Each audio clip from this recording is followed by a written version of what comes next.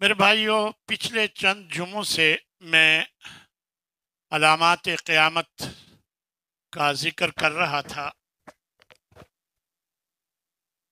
آخر میں ظہور امام مہدی کے ظہور کا ذکر شروع ہوا تھا کہ اس کے بعد امام مہدی کا ظہور ہوگا۔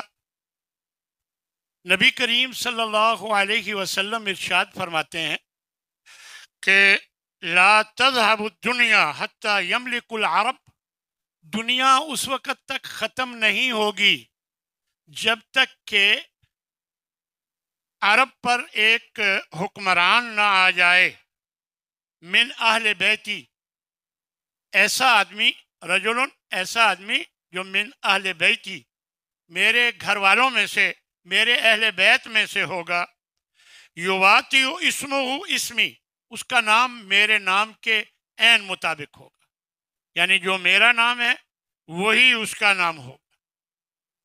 اور ایک اور روایت میں نبی صلی اللہ علیہ وسلم ارشاد فرماتے ہیں کہ لو لم یبقى من الدنیا الا یوما، اگر دنیا کا ایک دن بھی باقی رہ جائے، لطول اللہ ذلک اليوم، اللہ اس دن کو لمبا کر دے گا، حتی یبعث رجلا، یہاں تک کہ وہ ایک ایسے آدمی کو مبعوث فرمائے گا، بھیجے گا، من اہل بیتی، جو میرے اہل بیت سے ہوگا، یواتی اسمہ اسمی، اس کا نام میرے نام کے مطابق، اور واسم ابی ہی بسم ابی، کہ اس کے والد کا نام بھی میرے والد کے نام کے مطابق ہوگا۔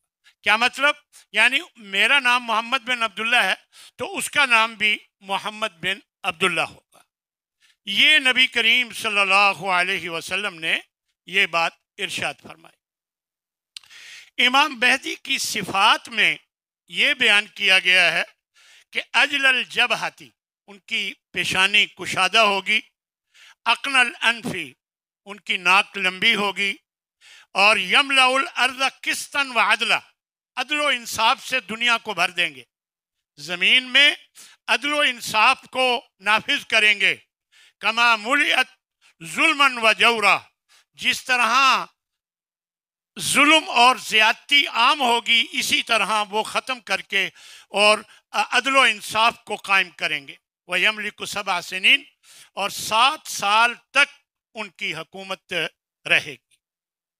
یہ مختلف روایات میں آتا ہے کہ اس موقع پر خلیفہ وقت کی موت کے بعد اختلاف ہو جائے گا، پھر جب حضرت امام مہدی تشریف لا چکے ہوں گے تو سب ان پر متفق ہو جائیں گے، ان کے ہاتھ پر بیعت کرنے پر سب کا اتفاق ہو جائے گا، اور پھر حجر اسود اور مقام ابراہیم، حجر اسود اور مقام ابراہیم کے درمیان سب لوگ امام مہدی کے ہاتھ پر بیعت کریں گے۔ تو اس طرح امام مہدی جو ہیں وہ ان کے خلاف شام سے ایک قافلہ نکلے گا لشکر لے کر امام مہدی کے خلاف، جسے بیدا مقام پر دھنسا دیا جائے گا، یعنی اللہ تعالیٰ اسے بیدا کے مقام پر دھنسا دیں گے۔ امام مہدی کے دور میں مال کی ریل پیل ہوگی اور بلا حساب و کتاب تقسیم کریں گے امام مہدی، یہ روایات میں آتا ہے۔ اس کے بعد دجال کا ظہور ہوگا۔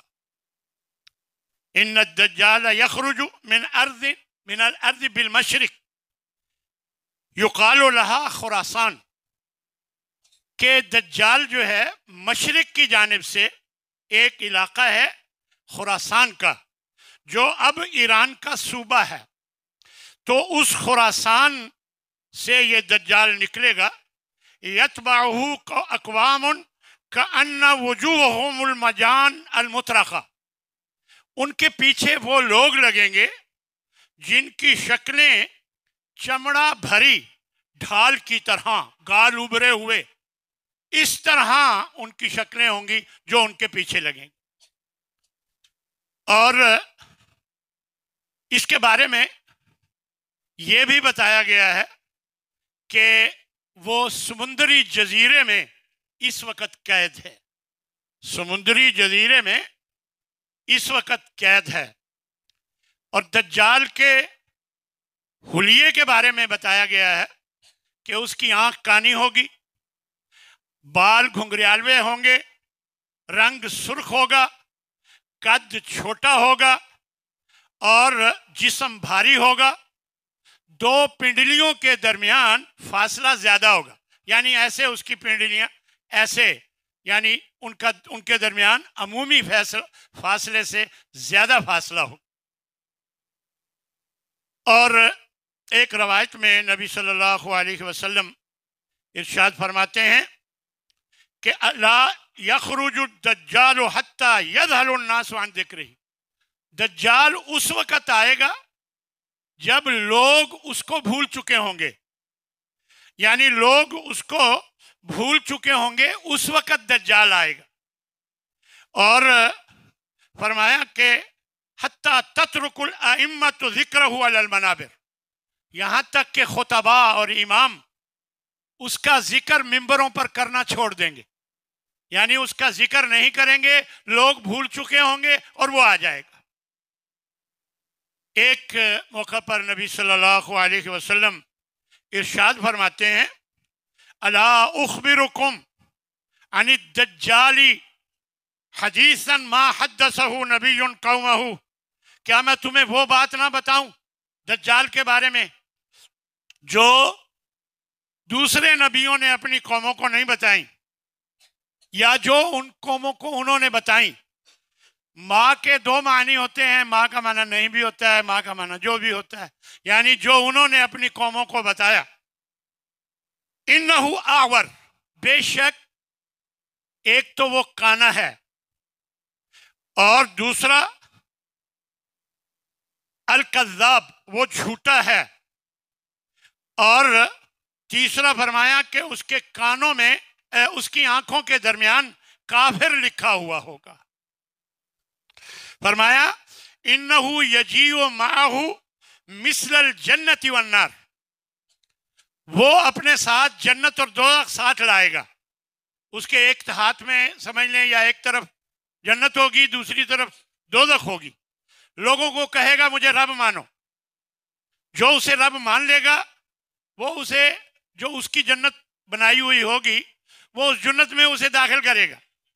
हकीकत में वो जहन्नम होगी, वो आग होगी। और उसके पास जो नहीं मानेगा उसको रब, तो उसको वो अपनी जहन्नम में डालेगा, हकीकत में वही जन्नत होगी। तो ये बात नबी सल्लल्लाहु अलैहि वसल्लम ने फरमाई कि इन्ना माहु माअन औ नारन, उसके पास पानी और आग होगी। और फनारुहु माउन बारिदुन, उसकी जो आग है वो ठंडा पानी है। वह माउहु नारुन, और उसका जो पानी है वो आग है। यानी जो जन्नत है वो दोज़ख, और जो दोज़ख दिखाएगा वो हकीकत में जन्नत हो। लिहाजा फरमाया फला तहलिकू, ये मुस्लिम की रवायत है कि तुम उसके फितने में आकर हलाक ना हो जाना, हलाकत में ना पड़ जाना। वो ऐसे ऐसे करतब दिखाएगा कि लोग हैरान रह जाएंगे। एक मोमिन को आरे के साथ चीरेगा और फिर उसे जिंदा करने होने का हुक्म देगा, वो जिंदा हो जाएगा। फिर वो दोबारा उसे मारने की कोशिश करेगा, लेकिन अल्लाह उसे पीतल का बना देगा, और यानी उस वक्त वो झूठा साबित हो जाएगा। लोगों को अपने बड़े करतब दिखाएगा और हुक्म देगा बारिश हो जाए तो बारिश होने लग जाएगी। जमीन में घास और अनाज उगाए तो उगने लग जाएगा। यानी ये शैतानी हरकतें करके लोगों को अपनी तरफ माइल करेगा और कहेगा कि मैं रब हूं, मैं ये सब कुछ कर सकता हूं। तो इस तरह لوگوں کو اس فتنے میں ڈال کر کافر بنائے گا اور بہت لوگ اس کے فتنے میں مبتلا ہو جائیں گے. جانور زیادہ دودھ دیں گے اور بھی بہت سی باتیں نبی صلی اللہ علیہ وسلم نے بیان فرمایا لیس من بلد الا سیطأہ الدجال الا مکہ والمدینہ. کوئی علاقہ نہیں ہوگا جس میں یہ دجال نہ جائے. ہر علاقے میں جائے گا سوائے مکہ اور مدینہ کے. اللہ ان دونوں شہروں کی حفاظت فرمائے گا، اس میں داخل نہیں ہو سکے گا. وَلَيْسَ نَقْبٌ مِّنَ الْأَنْقَابِهَا إِلَّا عَلَيْهَا الْمَلَائِكَةُ. کوئی راستہ مکہ یا مدینہ کی طرف نہیں ہوگا کہ مگر ہر راستے پر اللہ نے فرشتے مقرر کیے ہوں گے، صافینہ جو صفیں باندھ کر کھڑے ہوں گے اور تحرسھا ان راستوں کی حفاظت کریں گے. پھر 3 بار زلزلہ آئے گا، زوردار جھٹکے لگیں گے. مدینے میں جتنے لوگ کافر منافق ہوں گے وہ سب نکل کر دجال کے ساتھ مل جائیں گے. جب یہ جھٹکا لگے گا 3 جھٹکے آئیں گے زلزلے، لوگ نکل کر دجال کے ساتھ چلے جائیں گے، مل جائیں گے جو کافر اور منافق ہوں گے مکہ مدینہ سے. پھر اس کے بعد آپ صلی اللہ علیہ وسلم سے پوچھا گیا وما لبثه فی الارض، کہ اے اللہ کے رسول وہ زمین میں کتنی دیر تک رہے گا؟